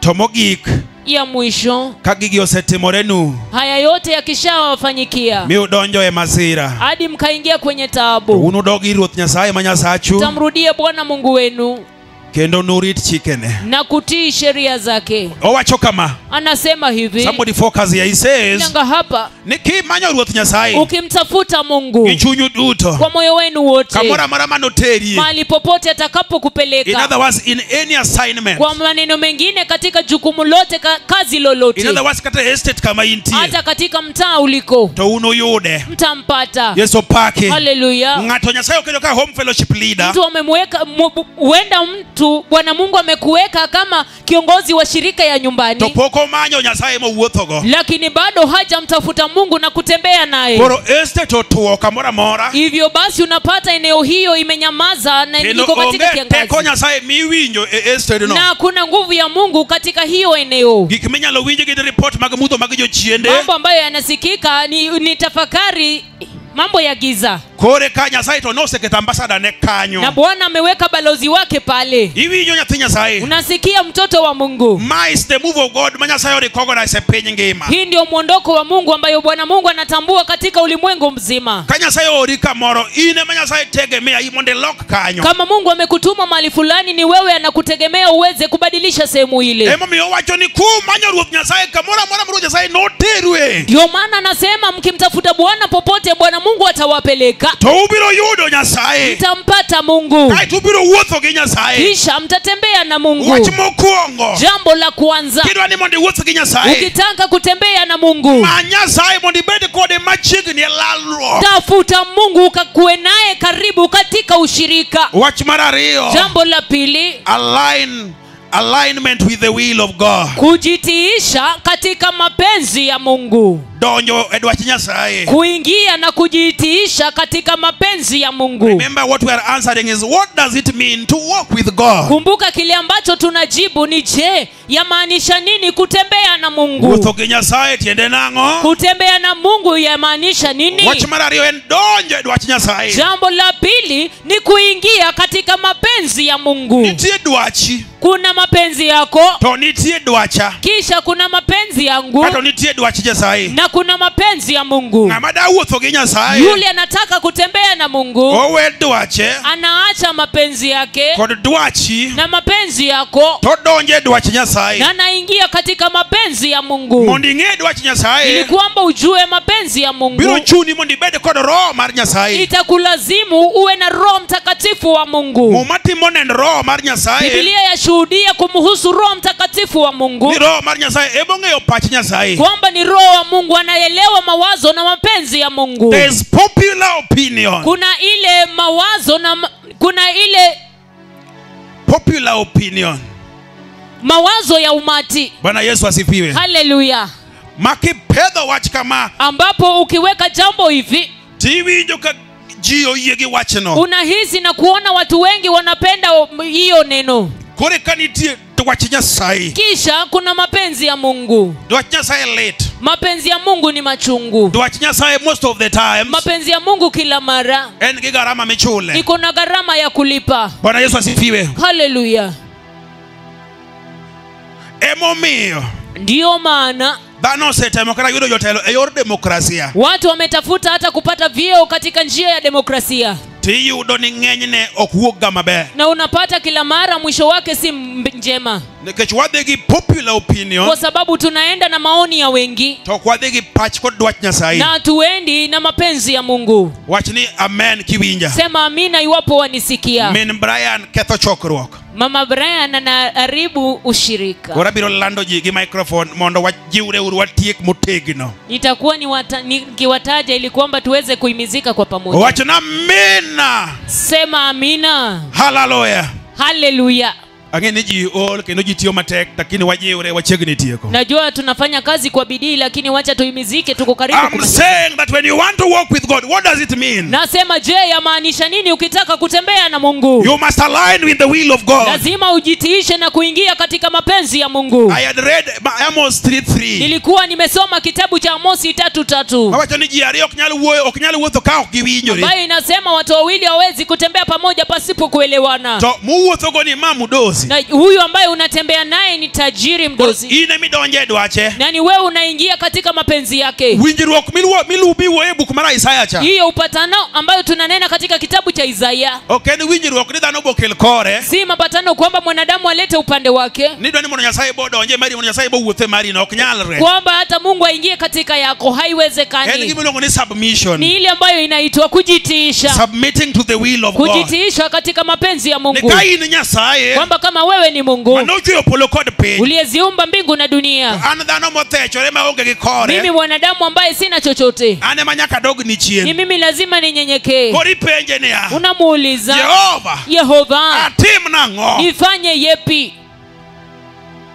Amen tin kanya. Amina ni kidogo hapo. Yehova atim nango. Yehova nifanye yepi? To jibiro ga nango kuom Nyasaye. Na je watu wanamjiaje Mungu? Imbi kelo kodi. Hata wewe unaleta upande wako. Imbe indano iningedwara. Si mbaya hata wewe unaweza leta upande wako kwa sababu kuna mahitaji. Standards of walking with God. Lakini tunazungumza kuhusu viwango vya kutembea na Mungu. God cannot lower himself to the level of a man. Mungu hawezi shusha viwango vyake ifikie viwango vya mwanadamu. And that walk, it is God to instruct how that walk must go on. Na katika mtembeleo huo ni Mungu kuagiza jinsi ambavyo inafaa kuendelea. Makosa mose bede kanisa ni kanisa kubiro nyim Nyasaye to dwaro ni mondo pik Nyasaye mare. Kosa ambalo liko kanisani ni kwamba kanisa lataka kwamba Mungu aingie katika shughuli zake na muondoko wake. Hata kama ni jambo ovu nataka Mungu aingie ndani. Mondo Nyasaye odonje giri marachno. Ili kwamba Mungu aingie katika uovu wako. Kitimo kamano par miamar. Ukifanya hivyo kumbuka miamar. Nyasaye don't share his glory. Mungu hashiriki utukufu wake. What I'm saying. Kile ambacho nasema. Kide wuotho Nyasaye gimomi ne nyakimany dwach Nyasaye mondo donjie. Ukitaka kutembea na Mungu lazima utafute mapenzi ya Mungu kaingie na kujitisha kwayo. How did Jesus teach the church how to pray? Je, Yesu alimfunzaje kanisa jinsi ya kuomba? He says, anasema, Lord, Bwana. They went to Jesus, Lord, teach us how to pray. Walienda kwa Yesu wakamwambia utufunze kuomba. When you are to pray, ukitaka kuomba, this is how you are supposed to pray. Hivi ndivyo wafaa kuomba. Our Father who is at in heaven, Baba wetu uliye mbinguni, hallowed be thy name, meaning feared, honored be thy name, revered be thy name. Jina lako litukuzwe. Unafaa kutukuzwa Mungu. Nyingi mondo yudiduo. Jina lako litukuzwe. Togi midwaro. Na utakalo. Ema mondo timre. Dilo lifanyike. Wachna amina. Sema amina. Ja Kristo mora munge alamno, malamo kamano, mawuotho kamano, ok nyal kethore gi Nyasaye. Kristo yeyote ambaye anaelewa ombi hilo hawezi haribiana na Mungu. Wawuotho ga Nyasaye to wabedo gi problem ne chopo kamoro makora ariyo dwacha.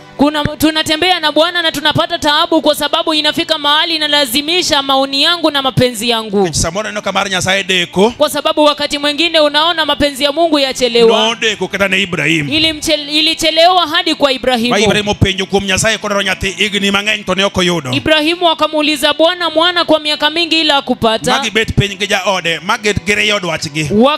Akakaa na mkewe wakalazimisha mapenzi yao. Magi wacho ni waserito kuom Nyasaye to bodho. Wakasema tumengoja kwa Bwana na imechelewa. Yena monda med dhako monda nyuol wuoyi kechocho nega nyuol wuoyi. Niruhusu nikamuongeze mke nikamzae mwana kwa sababu nafaa kupata mwana wa kiume. Miluongo ni jacham gi Keni. Ambaye anaitwa mrithi. To Nyasaye no osewuoyo. Na Mungu alikuwa amekwisha nena. Ni nyathi Sara hie ema nyathi singruok mibiro miyo mwandu wa Ibrahim. Kwamba mwana wa Sara mwenyewe ndio mwana wa ahadi ambaye atapewa mali ya Ibrahimu. When you want to walk in the will of God, you must be patient enough to wait for the will of God to happen. Ukitaka kutembea na Mungu tosha lazima uelewe na kuwa na uvumilivu ili kwamba ungoje mapenzi ya Bwana kutendeka. Huwezi harakisha Mungu wewe. Huwezi mharakisha Mungu. Mungu ni Mungu. Mungu ni Mungu. Ni mfalme. Ni mfalme. Ni mkubwa. Ni mkubwa. Bwana Yesu asifiwe. Bwana Yesu asifiwe. Ukinyala kaso Nyasaye. Hauwezi mlazimisha na kumharakisha Mungu. Tim ni dwachi. Afanye mapenzi yako. That's why I said that kind of aligning with the will of God, it also includes submission to the will of God. To submit any doctrine. Ndio maana nilisema kwamba mapenzi hayo ya Mungu pia yanamaanisha kujitisha. Kujitisha inamaanisha wanyenyekea na kurudi nyuma. Makosa mawango. Kosa tulilo nalo. Ngama doctrine mno donje dwach Nyasaye onge. Hakuna yeyote wa kunyenyekea kurudi na kujitisha katika mapenzi ya Mungu. Jiriak yote. Watu wote ni wenye hekima. Jionge yote. Wanajua yote. Apako Yesu. Na msifu Yesu. So eyorno waseke thone Nyasaye. Katika njia hiyo tumemharibia Mungu. Kende yorno jimang'eny osebaro morochore. Na katika njia hiyo watu wengi wamepotoka. Kendo eyorno ji mang'eny osedhie bwoloka. Na katika njia hiyo watu wengi wameenda kaburi. Kuom tamruok rito kuom Nyasaye donje dwach Nyasaye. Kwa kukataa kujitiisha na kuingia katika mapenzi ya Mungu. Apako Yesu ja Nazareth. Na msifu Yesu wa Nazareti. Idwa lor sikul jo youth adi man ka. Shule inaenda kufungwa, vijana wangapi wako hapa? If you are a youth, just carry up your hand. Iwapo wewe ni kijana, inua mikono. Kijana pia anafaa kumtafuta Mungu akajitiishe katika mapenzi ya Mungu. Kwa sababu kuna msukumo mwingi katika vijana. Katika mambo ya simu na vitu ambavyo wanaona. Hallelujah. Na mazungumzo kuhusu shule yetu iko aje, shule yetu sijui tulifanya yepi. Imefanya wakaenda kuelekea mambo ya sponsors. Jaduong malamo jachien moko war moti.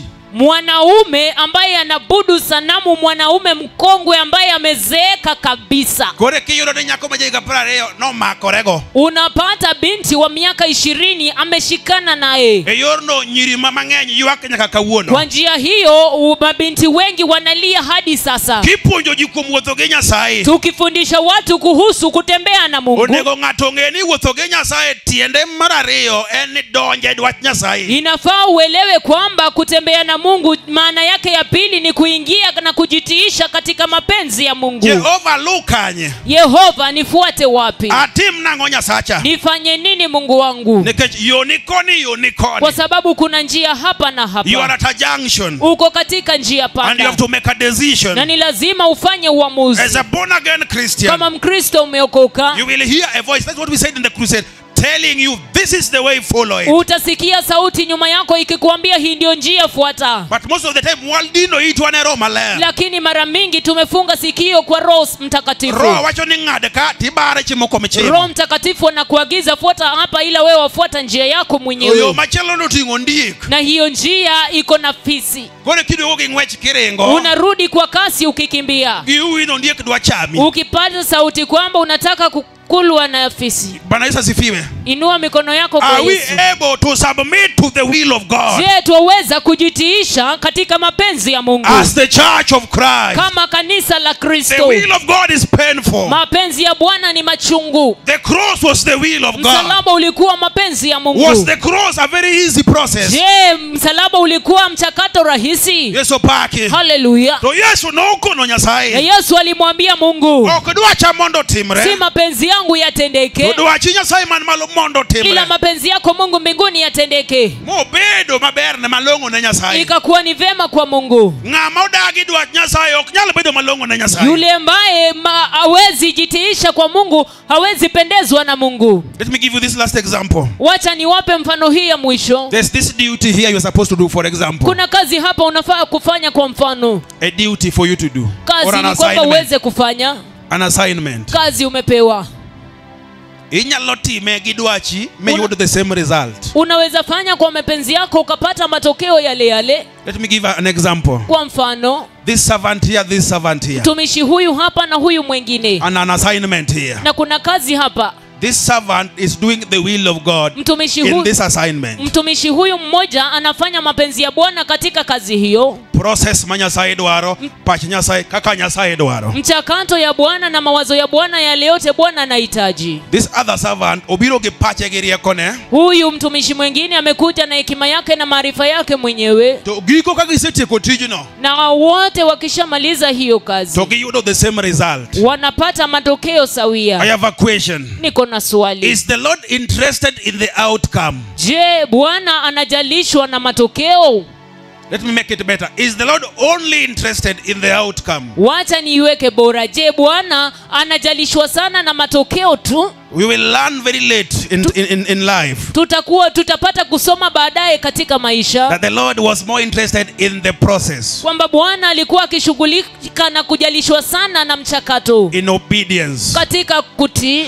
Kata kitimo gimoro ne Nyasaye. Kwa sababu hata ukimfanyia Mungu jambo. Titime dwachie pachi gi tok teko mari. Ukafanya katika njia yako ya kutotii. Kato uok maber. Hata kama matokeo yatakuwa mema. To kinyal bedo siep Nyasaye. Hauwezi kuwa rafiki ya Mungu. Nikajini time outside the will of God. Kwa sababu ulifanya nje ya mapenzi ya Mungu. To take it further. Nikisongesha mbele. When the Lord will come. Wakati Bwana atakuja. You hear somebody say. Unasikia mtu akisema. Lord, Lord. Bwana, Bwana. By your name I healed cripples. Kwa jina lako niliponya viwete. By your name I did mighty works. Kwa jina lako nilifanya matendo makuu. But you hear the Lord say. Unasikia Bwana akisema. Away from me. Niondokeni. You worker of iniquity. Enyi watenda maovu. You worker of lawlessness. Enyi watenda vitu pasipo sheria. I never knew you. Sikuwa na wajua. Or where you came from. Wala mtokapo. How? Jinsi gani? Tongano chango puthmo wuotho. Na huyo mtu amemponya kiwete akatembea. He has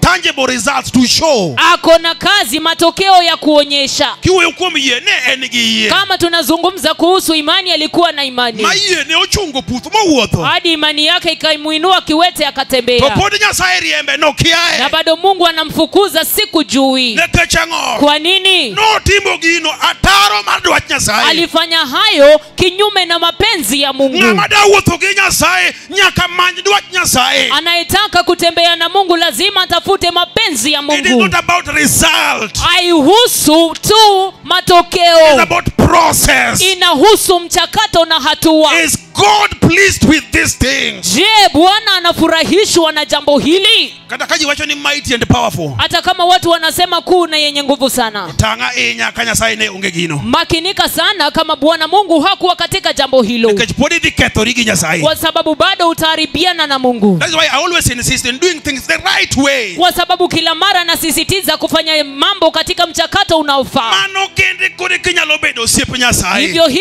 Hivyo ndivyo unaweza kuwa rafiki wa Mungu. Wachana amena. Sema amina. I think we will continue. Nakisia kwamba tutaendelea. Because there's a lot. Kwa sababu kuna mengi that we cannot handle now. Ambayo hatuwezi kushughulikia sasa. Because also we have to handle characteristics of those who walk with the Lord. Kwa sababu pia tuwafaa kushughulikia tabia za wale ambao wanatembea na Bwana. Anayetembea na Bwana anafaa kuwe na tabia zipi? Aparoni mago wabiro wuoye kanyasayo yenwa juma mabiro. Bwana akituruhusu tutazungumzia hayo juma lijalo. But the last point, lakini alama ya mwisho mwatikogo under what it means to walk with God, ambayo tunamaliza nayo chini ya maanisha nini kutembea na Bwana, en gimilungo kisongo ni progressive sanctification. Ni kile ambacho inaitwa utakaso wa kuendelea kwa hatua. Kapoka de kanyo, kabla niende hapo, in the matter of aligning in the will of God, let us read a few scriptures. Katika jambo la kujitiisha katika mapenzi ya Bwana tuwaweza soma maandiko kadhaa. Zaburi, the book of Psalm 37. Kitabu cha Zaburi 37. Precious people, very fast. Watu wabarikiwa kwa haraka. That the Lord may help us. Ili kwamba Bwana akatusaidia. Be careful about what you are doing, whether it is the will of God. Makinika kwa yote unayoyatenda iwapo ni mapenzi ya Bwana. Most of the time the will of God is not as popular. Mara mingi mapenzi ya Bwana si jambo maarufu kwa wengi. Kate familia ukichunga gi Nyasaye. Hata katika familia yako ukisimama tu na Bwana. Winjo ka ndugu cha wacho no dwaro ne ong'eyo maber no lwenyo chike dala. Umesikia huyo ndugu akisema kwamba najua fika kwamba kuna vita nyumbani. In fact, the more malweny biro chiki, the more you will affirm ni kare ne ane dwacha sai kachi piny pok no yie gi Yesu. Zaidi utakumbana na vita, zaidi utakuwa unadhibitisha kwamba umepata Mungu, kwa sababu ulimwengu kamwe katu haujawahi kukubali Yesu. Biro winjo weche maneki yani ni kuomi. Utasikia mambo ambayo hukujua kwamba yako nawe. Biro yone kare jionge weche mang'eny kuomi mainiki ya moko kia pok ni. Utasikia watu wanajua mambo mengi kukuhusu hata kushinda jinsi ambavyo unajielewa. Nikakumani gole chiemo gibiro ng'eyo. Hadi mahali unatoa chakula watakuwa wamejua. Ng'ama nong'eyo ni koti manyien gidhi ng'eyo. Yule ambaye alikununulia koti mpya watataka kujua. Makatani go amal meng'eyo gito ging'e kumani go. Hata kama ulifanya kazi kwa bidii, ni wao wanajua wewe ulitoa wapi. Yesu paki. Bwana Yesu asifiwe. Ano madhogeriek. Mwanadamu ambaye akona kinywa kitamu ya kuzungumza mengi. Dwach Nyasaye nyaka guremo tegno. Na mtu ambaye ameokoka lazima imarike katika neno. Dwach Nyasaye has a price for it. Kwa sababu mapenzi ya Mungu iko na gharama kwayo. You want to do the will of God and you are a weak Christian. Unataka kufanya mapenzi ya Bwana ila tu wewe ni Mkristo mdhaifu. Unaenda tu kwa bar unasema na wana kanyo kia ubet nade. Unaenda kwenye ambe okamadha ga kongo. Unaenda kwa Is it the will of God for you to be there? Unaenda kwa baa unasema mimi sinywi pombe na kunywa tu soda. Je, ni mapenzi ya Bwana uwe pale? And then you are saying, oh, even Jesus mixed with nini. But Jesus was God. Jesus was not man. Kisha unasema ati Yesu pia alichangamana na watenda dhambi. Yesu yeye alikuwa ni Mungu, hakuwa mwanadamu. Ndio maana Biblia inasema kwa dhambi fulani lazima tu utoroke mbio mbio. The Bible says flee. Biblia inasema toroka kwa mbio. Usijiweke katika viwango vya Yesu Masihi, yeye alikuwa ni Mungu. Usiende mahali ambapo wajua vema kwamba utaanguka. Unajua vema mahali hapa nikienda sitarudi salama, na bado unaenda tu ukijua. Je, wawazia kwamba unatembea katika mapenzi ya Bwana ukifanya hayo? Very quickly, Psalms 37 verse 23. We're just reading now. I've finished. Kitabu cha Zaburi 37 mstari wa 23. This is what the Bible says. Biblia yasema hivi: Ruoth Nyasaye telo ni dhano e yo monego luw. Bwana Mungu anamuongoza mwanadamu kwa njia anapaswa kufuata. Omako dhano matek kendo orango kama oluwo. Yeye humshika mwanadamu kwa nguvu na kumuongoza kwa njia anayofaa kufuata. Kata ka opodho, hata kama ataanguka, to ok no kugre giume. Kwa maana Bwana ajapojikuwa hataanguka, kwa maana Bwana humtegemeza kwa mkono wake. Ni Ruoth Nyasaye omako lwete. Kwa maana Bwana humtegemeza kwa mkono wake. Say amen. Sema amina. Wacho ni Ruoth Nyasaye gombo ni mondo wuoth kodwa komako lwetwa. Anasema kwamba Bwana Mungu anatamani sana kutembea nasi kama ametushika mkono. Ruoth Nyasaye emanyalo mako lwet dhano mondo wuoth kode mosiemna yo monego luw. Bwana Mungu anaweza kumshika mtu mkono na kumwelekeza katika njia anayofaa kufuata. Ng'ato nego donje dwach Nyasaye nikech Nyasaye manigi yo monego luw maber. Kwa hiyo ndio maana mtu anafaa kuingia katika mapenzi ya Bwana, kwa sababu ni yeye ako na njia unayofaa kufuata. Group mar 20 mar wan joka watch inone gimany Nyasaye to kiseyudo Nyasaye no to Jehova biro kuini nyathina nyon ka tinyono. Toka katika umati ya watu wengi kwamba twende sote, wewe ukishajua mapenzi ya Bwana akikuagiza kanyaga hapa ni hapo wakanyaga. Ngamo waro with Nyasaye lead the woods. Mtu ambaye anatembea na Bwana peke yake. Orwako gimaler. Kwa sababu amejivika jambo takatifu. Oseluke girembi Yesu. Ameoshwa kwa damu ya Yesu. Okoyor wuotha balaba. Yeye atembei tu kiholela. Omanyo Nyasaye. Amemtafuta Mungu. Onyamuma wacho niya. Biblia yasema Ruoth Nyasaye, Bwana Mungu masiemone dhano, ndiye anamuonyesha mwanadamu kamonego luw, mahali anafaa kufuata. Koro kachope junction, nikifika kwenye njia panda, japuonj achiem kure. Mwalimu nielekee wapi? Kata ka familia oweya. Hata kama jamii na familia yaniacha, atim nang'o Nyasaye? Nifanye yepi Mungu? So pake. Bwana Yesu asifiwe. Kata ka boss dwa riemba. Hata kama mwajiri anataka kunifukuza. Sikat mabor manya arwako. Kwa sababu ya sketi refu niliyovaa. Machwanyo jachien modake chunye. Ambayo inamkwaza adui shetani ambaye anaishi ndani yake. Boss mang'eny sani lamo jachien. Kwa sababu waajiri wengi siku hizi wanaabudu shetani. Yaani kijachien chunye. Ako na shetani katika moyo wake. Odwa nikidhi tich tirwako sikat magike chongi. Anataka ukienda kazini unavaa sketi fupi. Yesu pake. Bwana Yesu asifiwe. To ng'amo war mawuotho dwach Nyasaye. Na yule ameokoka anatembea katika mapenzi ya Bwana. Wanyalo penjore. Aweza jiuliza. Kinde boss kod Nyasaye. Kati ya mwajiri wangu na Mungu. Jehova tim nang'o? Yehova nifanye yepi? Hallelujah. Hallelujah. Ephesians 5 verse 17. Kitabu cha Waefeso 5:17. I'm reading those scriptures. Nasoma maandiko hayo. And then I read scriptures on progressive sanctification, then we just pray. Kisha nitasoma kuhusu kutakaswa kwa kuendelea, kisha tutaomba. Na gombo mondo wawuojo wadwa. Nilitamani sana tuongee wapendwa. En gima lit yudo gima ber tiketho. Ni jambo la ajabu ukipata jambo jema kisha uliharibu. En gima lit kabisa. Ni jambo la kuzunisha sana. Yudo gima ber. Upate jambo jema. To tami rito. Kisha ikushinde kulinda. Kai tiketho gi lweti wuon. Kisha uharibu kwa mkono wako mwenyewe. Kati yuaga ng'e. Kisha ujutie. The book of Ephesians chapter 5 verse 17. Kitabu cha Waefeso 5:17. This is what the Bible says. Biblia yasema hivi. Kuom mano, kwa hiyo kik ubed joma ofuwo, msiwe wajinga, to temuru ng'eyo gima Ruoth Nyasaye dwaro, bali mpate kujua ni nini mapenzi ya Bwana. Weuru mer, acheni ulevi, nono to ubiro ketho ngima uchuth. ama bali mtaharibu maisha yenu kabisa. Kar timo kamano, badala ya hayo to roho ema mondo opong'u. muweze kujazwa na Roho Mtakatifu. Weruru wende zaburi, mkaimbe nyimbo za zaburi, gi wende lemo, nyimbo za tenzi, kaun kaachiel, mkiwa pamoja, kendo kuwer kamano, na mkiimba vivyo, to denduru Ruoth Nyasaye e chunyu, na mkumsifu Bwana Mungu katika mioyo yenu. kamano gouru erokamano pile ni Nyasaye, vivyo hivyo mkamshukuru Mungu Baba yenu kwa nyakati zote, Wuoro kuom gik moko duto, mkamshukuru Bwana Mungu wenu katika mambo yote, e nying Ruodhwa Yesu Kristo. kwa jina la Bwana wetu Yesu Kristo. Wanene Yesu kama Fungia Yesu hivi, kikubed jomofuo, anasema msiwe wajinga, to many dwach Nyasaye, lakini mtafute mapenzi ya Mungu. kata wachoni aeure mere, ng'eni mero ken kong'o kende, Kisha anasema mtokeni katika mvinyo. Mnajua kulewa si pombe peke yake, inyalo mer kata gi wach. unaweza lewa hata na mambo na mazungumzo. Yesu paki. Haleluya. Kanisa momer, Kanisa ambalo limelewa, momer mawalo mapopni, ambalo limelewa sana kwa mvinyo wachoni mzito, mondo wae mer, anasema mtoke kwenye mvinyo. kar timo kamano mer gi weche manono, badala ya kulewa kwa mambo to mapotovu, kuromo to udend Nyasaye chunyu ma iye, lakini mkikutana mkamsifu Bwana katika mioyo yenu. iwinjo Nasikia ka in jawer ka, kama wewe ni mwabuduo hapa, manya ne uru Nyasaye, tafuteni Bwana, apako Yesu ja Nazareth. na msifu Yesu, Muma wachoni ka joma waro kwa chokore, sababu Biblia yasema watu ambao wameokoka giwer wakipatana wende saburi, waimbe nyimbo za tenzi, ka gidendo Nyasaye gi chunygi ma iye, wakimwabudu Bwana kwa mioyo yao. Nyasachwa modak e chpak, Bwana Mungu ambaye anaishi katika sifa, Nyasaye makodedi to winjo maber, yule ambaye akisifiwa anahisi vema, kim hulo ne weche madongo mosetimo, ukimtajia mambo makuu ameyafanya. Nyasaye onego paki. Bwana Mungu anafaa kusifiwa. Mane dwache kuom kanyakla mar jomowa, Hiyo ndiyo mapenzi yake katika kusanyiko la watu ambao wameokoka. onego many Nyasaye mondo udend Nyasaye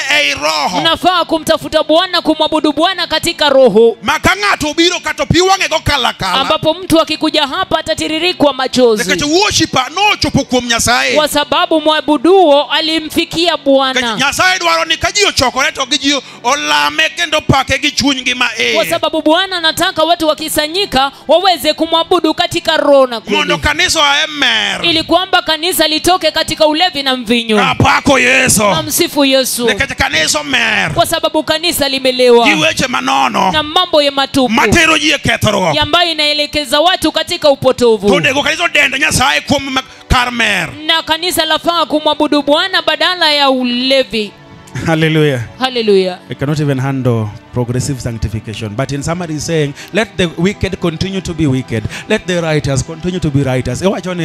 Eweche mag puodhruok mapile ka pile, Kwa anasema katika mambo ya kujitakasa katika nyanja ya kila siku, because we were handling what it means to walk with God. kwa sababu tulikuwa tunashughulikia kinachomaanisha kutembea na Bwana, Progressive sanctification, ile utakaso ya kuendelea, puodhruok masaka saa mapile ka pile, kujitakasa kila siku, tiende niya ya maanisha arach pile, mimi ni mwovu kila siku, kora dok ir Nyasaye saka saa, hivyo basi namrudia Bwana kila mara. ng'ama wuotho gi Nyasaye koparo nober, mano ng'ama olal. Yule ambaye anatembea na Mungu akidhania kwamba yeye ni mwenye haki Muma amepotea. wacho ni kawa wacho ni pok watimo richo, Biblia yasema kwamba kama tuwasema hatujafanya dhambi, to wakito Nyasaye bedo jamiriambo. tunamfanya Mungu kuwa mwongo. Muma wacho ni e book mar Romans, Biblia yasema katika kitabu cha for Warumi, all have sinned kwa kuwa wote wamefanya dhambi and fallen short of the glory of na God. kupungukiwa na utukufu wa Bwana. Ji duto oseketho, Watu wote wameanguka mopodho, na kuanguka, moreme dwach Nyasaye. wakapungukiwa na mapenzi ya Mungu. Apako Yesu ja Nazareth. Na msifu Yesu wa Nazareti, Ng'ama da wuotho gi Yesu. yule ambaye anataka kutembea na Yesu Progressive sanctification. lazima jitakase kila mara. Tiende ni kama ne antie nyoro koro ok yuda Kumaanisha kawuono. mahali nilikuwa jana sipatikani leo,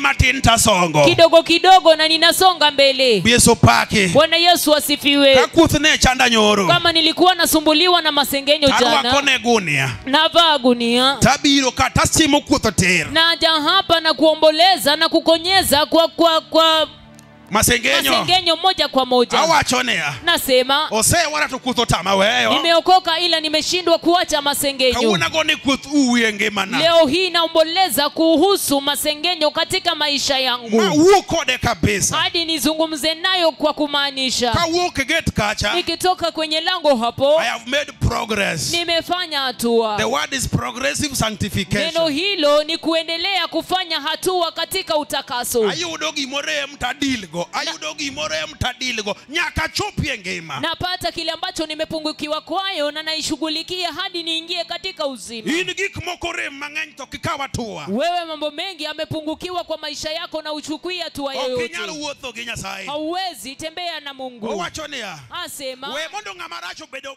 dhi mbele gi bedo ng'ama rach. Wacha muovu akaendelee kuwa muovu. Lakini ng'ama kare. Lakini mwenye haki. Odhi mbele bedo ng'ama kare. Aendelee kuwa mwenye haki.